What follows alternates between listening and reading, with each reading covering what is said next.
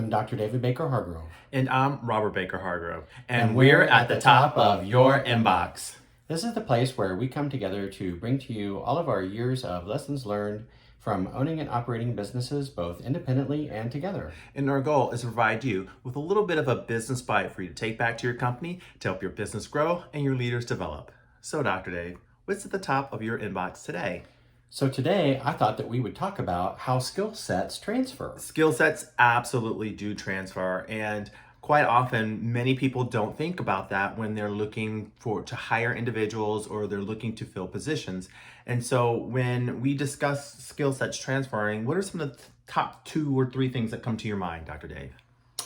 Well, one is certainly like organization skills, being able to lead teams, being able to create synergy and motivation, and be able to lead teams effectively. You know, if you're in a leadership position, I think it's less maybe about the industry that you work in and really more emphasizing about what your leadership skills are that become important and how you market yourself in terms of roles that you might be looking for in your next career move. I also would say, besides, Dr. Dave just talked about organizational skills and leadership skills. I was thinking managerial skills, but I was also thinking about analytical skills, how you analyze information, your ability to communicate, and how do you communicate the information that you have to those that you're working with. Those communication skills are extremely important.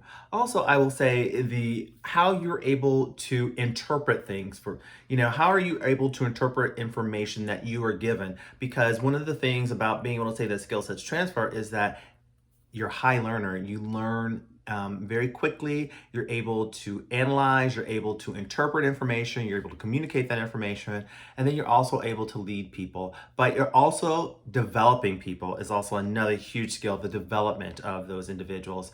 And also to be able to see foresight, be able to see business trends, forecasting and foreshadowing, all those things come. You can be in any industry. Once you understand and learn the industry that you're in, you're then able to apply those skills that you have. So literally they are transferring from one industry to another. Any thoughts on that?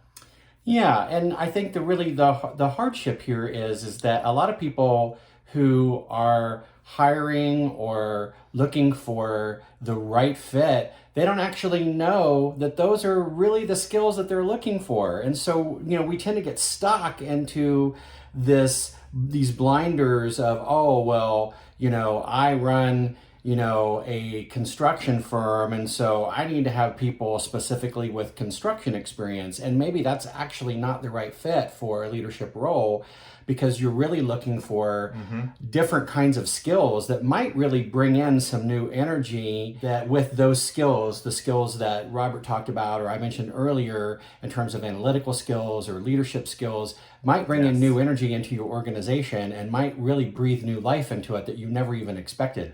But the problem is that we get stuck in a rut and we don't think about how important these other things are. Yeah, because the position you could be filling is extremely detailed, because you can get someone who may have been in that industry for a long time but has no detail orientation whatsoever, and they're not a detail oriented person. So are you really getting what you want out of that individual? So sometimes you think you have to take a step back and weigh which one is better, the industry knowledge or the skill sets that you're looking for. And I always like to use the 80 to 85% rule. Whenever you're looking for a position, you're hiring someone in that position, you want them to know 80 to 85%-ish of the things with some ability to grow. And that 15 to 20%, you want them to be able to kind of grow within that position. Do they learn? Do they, what are those things that they're able to grow into, so then that they can bring themselves and I'll say their industry knowledge in that respect?